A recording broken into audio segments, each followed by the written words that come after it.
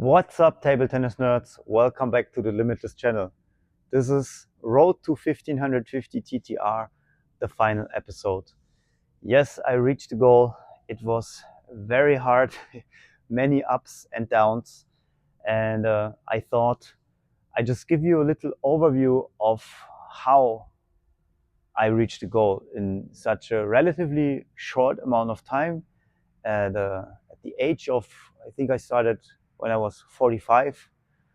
And yeah, to be totally honest with you, it was harder than I thought it would be, but it was worth all the effort, everything. I learned so much. I met so many cool people, and I'm now also super motivated to keep going. And at the end of the video, I also will tell you what my future plans are right now. For now, thanks for following along. If you didn't follow the series, you can just go back. They're all on the channel. Start with the intro episode. If you don't want to watch them all, you don't need to watch them all. You can just click through and see a little bit of maybe watch every 10th episode or so. Yeah, without further ado, let's jump in. Here's the first key point of what I needed to reach this goal, to unlock this goal. And it's consistency. So if you set a goal, I've seen so many people over the years in Jiu-Jitsu and in everything, really all parts of life. You all know them, right? Actually, most people are like this. They set a goal, they know which steps to take, hopefully. If not, you need to get there. We'll get to that too. But let's say you have your goal. In my case, it was getting from 1270 points to 1550 points. So if I don't consistently take steps, take action to get towards this goal, I will never ever reach it, right? So consistency means I worked on it every week, if I could, every day. Even if I couldn't go to the hall, I studied tape and all the other things. So I think in short, you could say you do something every day, a little step every day to reach your goal. Okay, and it's good to never stop this process for longer than 72 hours. There's studies showing this. So never do a longer break than 3 days. Always do something. Maybe it's just 10 minutes of shadow drills or whatnot. So consistency is number one. If you don't have that, or if I wouldn't have that, no chance of reaching this goal. So number two is have a plan and stick to it.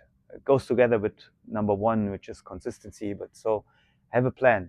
In my case, that even meant change everything I knew about the training so far. Because in my club, in most clubs, there's no coach, there's no really structured specific training. The knowledge is very low, so they're not able to tell you what you do wrong and all these things. And there's not enough training times, there's not enough training partners, motivated people, and so on. So I needed to change everything almost. So step by step, of course. So first I started training in other clubs too. I found training partners that I could count on that had the same goal to get better. Started playing with multiple balls. So all the little things, I found out a ton of things, and I really put them into a plan. And I said, I always do this, I always do this, I need to do this, I need to add this, I need to stop this. Created a plan and really stick to it all the time. So number three is get help. If you want to go from here to there and you know people that are here already, it's probably a good idea to ask them, okay? That's why coaches exist. So try to find a coach. Try to find other motivated players that are better than you, that are here already, and ask them for help. And really make sure the person you ask for help knows what he or she's talking about. Because wrong advice can mislead you and you lose a lot of time and have to relearn things. So find people that know what they're doing, that are where you want to be. Look at results also, okay? If they have results, they know what they're doing. So ask for advice, find somebody that can help you, and use that advice. Yeah, number four is find training partners. You need good, reliable training partners that have the same goals, or like close to your goals. Okay, so if you have people that are motivated and you know you can count on them, you can make a little group with 3, 4, 5, 6, or maybe it's in the beginning it's one person, but you know you can count on them. You write them, hey, today I have free time, let's meet, let's train for 1 hour, let's train for 2, whatever you have, you do. And that's very important also to motivate each other. You know, sometimes you are down and then the other person says, come, let's go, we do it today, come on, don't stay on the couch, and vice versa. And of course, the better you get, you can give tips to each other and everything. So it's very valuable to have a group of like-minded people around you, and that's what I also did. Yeah, number 5 goes together with that. You have to find other clubs, especially here in Germany. It's that in holidays the halls are closed very often. So if you think about the summer holidays, let's imagine 6 weeks, the hall is closed if it's worst case scenario. So over the whole year, you have like, I don't know, 14, 16 weeks, I don't know, that the halls are closed. Also the little holidays, the single days where halls are closed. It's ridiculous. So you need to find several clubs, so you have a little portfolio of places where you can go once your place is not available, you know. So that's very important. And also you meet so many different players there. It's very important to play with all different player styles, player types, and you know, you need to be able to play against choppers, attackers, people that play slow, people that play fast, people that have pimples, people that have anti-spin, everything. You know, it's so different. So the more clubs you know, the more players you know, the better.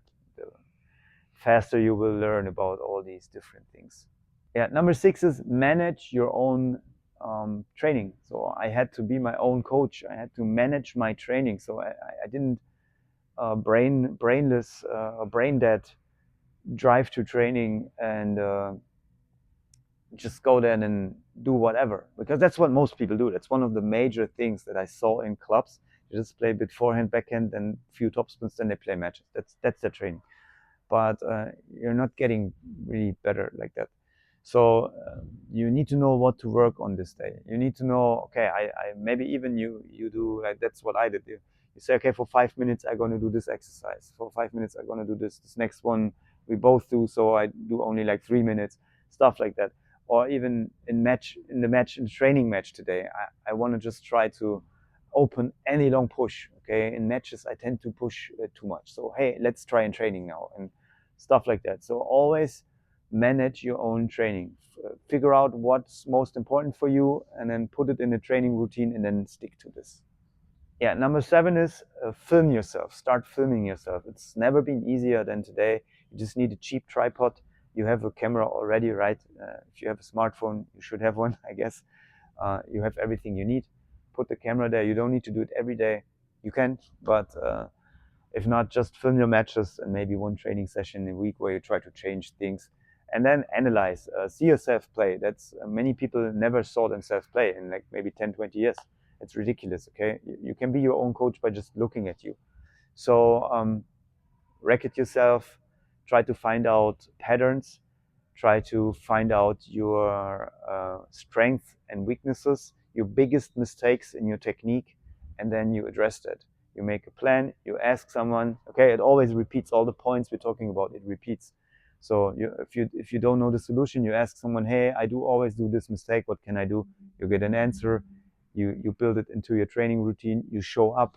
You stick to your plan to change it. You change it. You get better. You climb the TTR points. Yeah, number 9 is you need to play a lot. Yes, you need to train a lot. You need to train a lot of specific things, but table tennis is such complicated sport with so many edge cases. You know, a netball, a funny rubber that brings the balls back different than you're used to. A player that only blocks super slow, that only lets the balls like drop off, and there's a lot of spin still inside. Somebody that plays only long balls, somebody that starts playing short and you're not used to short. There's so many things. Weird serves. Oh, serve, such a big topic. Serve, receive, right? So, but all these things, you need to be exposed to them. And that's why you need to play a lot and a lot of different people. So all this goes together again with the other other points I said. Train with more people than just in your club. Find other clubs, find other training partners, train. And then uh, you need match situations a lot. So whenever you find a tournament, take it. If it's around the corner, do it. Okay. Play, if you're young, you can play youth and adults. If you're old like me, you can play adult and seniors. So you have two teams you can play for. Plus the tournaments, you get a lot of playtime, a lot of real playtime, real matches. It's many many small things that I cannot list here now. But these small things and all the now the specifics really will be also where this channel will go towards. At least one part of it will go towards talking about the really specifics of table tennis. And I want to get as many. I'm blessed to live close to this hall here, where probably so many top 50, top 100 players are training every day and very good coaches. So I will try to get them as much as possible, put them in front of the camera, ask them questions and stuff like that. So yeah, we will talk about a lot of things.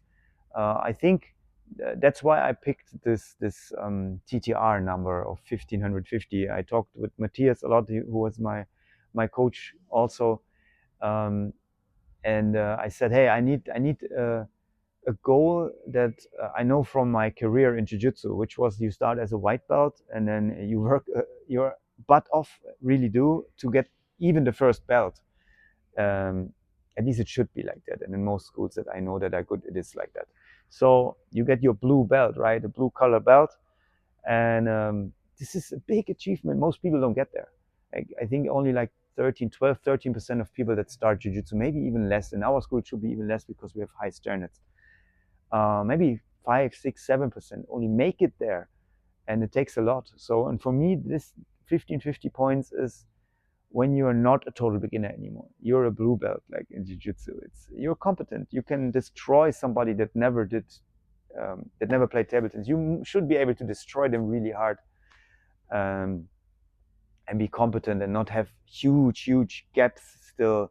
Like you don't know how to do a forehand push, or if you're 2 meters from the table, you never lob the ball, or you never chop the ball, or you know a little bit now about table tennis and can apply also, and you have confidence that you're now a decent player, and you build that's the most important thing, to be honest, is to build the basics for the next goals. Okay, so I don't want to do a road to okay, my next goal, I have it in the head. Okay, it would be the purple belt in jiu-jitsu, and it is in my opinion 1750 points.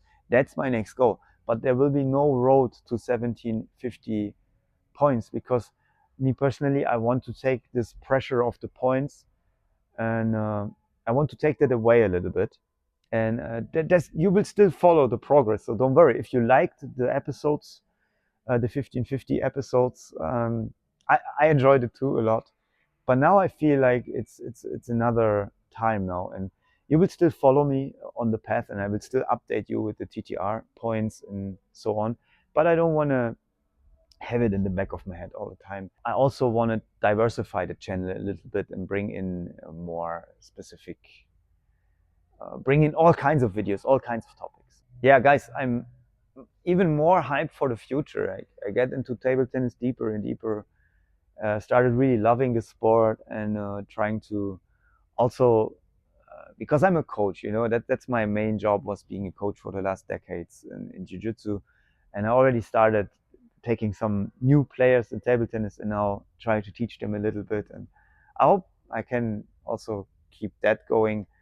And also maybe here on the channel, I know I cannot give advice to people that are good at table tennis, but I can give advice to beginners for sure right now. I mean, if you have 1100, 1200 points, I think I can already give you advice. And I will always prove it. Don't worry, I will always prove it with very good coaches and players. I will always try to deliver high quality and not just talk about something I don't know.